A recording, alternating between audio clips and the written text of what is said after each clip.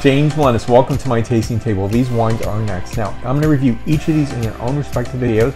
The first video right here is going to be this review of this wine, which is the Domaine Carneros. This is Ultra Brut 2017 vintage. Stay tuned to give my thoughts, perspectives, and point score on this wine.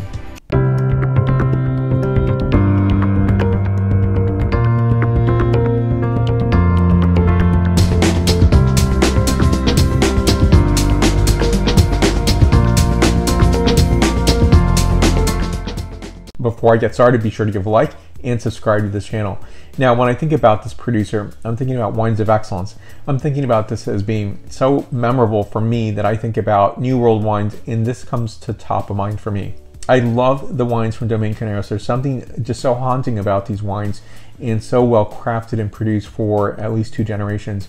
And so I think to me this is a just fantastic sterling producer, and one where I just am dazzled by each of these wines. So I'm going to talk about each of these wines. I do have one of my favorites right here. I won't tell you which one yet, and so I will tell you about this one, and it could be this is my favorite right here.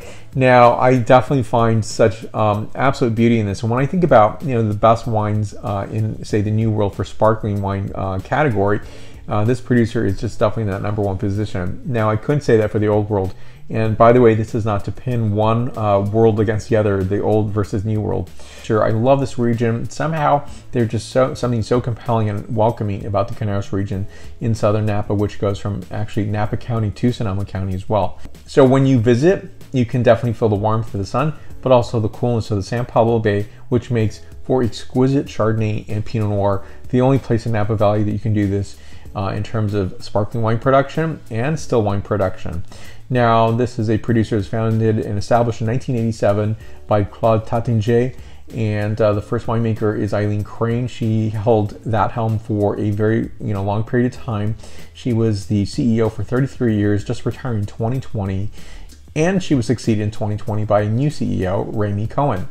And when I think about this house, they have 2 winemakers. The first winemaker is Zach Miller, who produces the sparkling wines, and then TJ Evans is the still wine producer. And I would also say that these wines that TJ produces in particular, I did sit down with him and taste through some sparkling as well as still wines. But what I'm very, very fascinated with is the sparkling wines that he produces, which I find to be completely haunting, that I think is the best wines, the best Pinot Noir and Chardonnay from Carneros is also this house. And so there's a lot of distinction, a lot of excellence that is going on in terms of wine production. So here we go. I'm going to talk about this wine first. So one thing I do recommend when you're tasting your sparkling wines is definitely get a nice glass like this. This is a very nice tulip-shaped glass, and it's going to allow you to really be able to smell the wine accurately, vividly, and it's something that I did actually pour a bit of this into a flute. And I was just curious, am I going to, smell it the same way? Obviously, smell is going to be very, very important in terms of understanding this on the palate. So it definitely opens up this wine to enjoy it in its fullest terms possible. Now, this is a 2017 vintage. Let me show you the bottle up close. I definitely love the packaging, completely elegant, and something that I think is an homage to this tradition that Eileen Crane started, and the back label for you to look at here. This is 52% of this, and it's all estate fruit, by the way. This is Pinot Noir, and 48% of this is Chardonnay. It's a 0.5 dosage, 0.5%, which is, I believe, a 5 grams per liter if I have this conversion down correctly. And so this is a 2017 vintage, and so when you think of a house like this, and this is why I'm not pitting one wine world against the other, is simply, say, in the New World versus the Old World, especially if we think of Champagne. This is the homage to the Champagne Tattinger, and so it's really not to put one against the other, but the differences are very interesting. And a lot of producers in Champagne are going to use Pinot Meunier. The preferred term is Meunier, but I love to use the term Pinot Meunier. Now, in context, I think of wines like this, in California, and Carneros in particular, you can have a vintage wine every single year, and that's what Domaine Carneros does.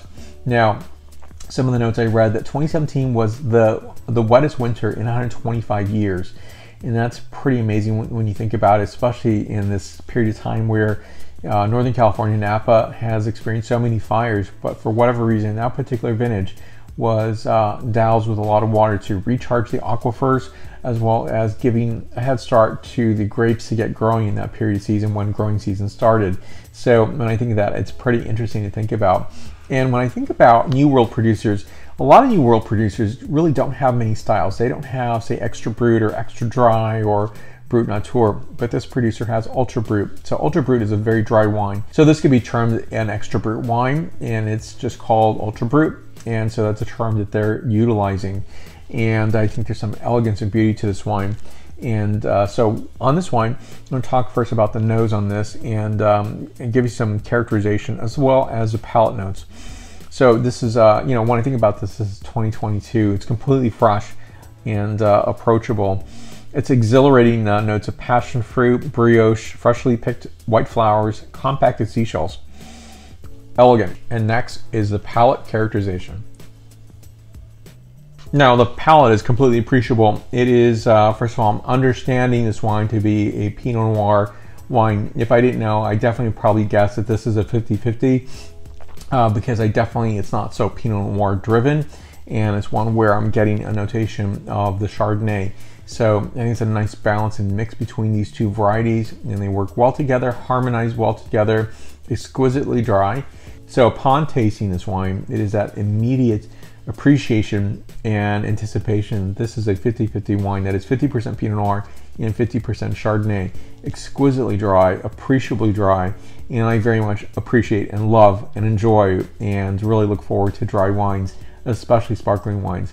Now the notation here is passion fruit, dried yellow citrus, crushed seashells, mineral floral notes, as well as a hint of freshly roasted pine nut. And to me, that's symbolic of, say, some bit of earthiness characterization, but freshness. Hint of, you know, evocation of sweetness, but not truly a sweet wine at all. That's what a pine nut does in terms of my characterization and takeaway. And this really ends on a beautiful, dry, exhilarating finish. So this is a beautiful, elegant wine de finesse, beautiful finish. This is a 95-point wine out of 100 points.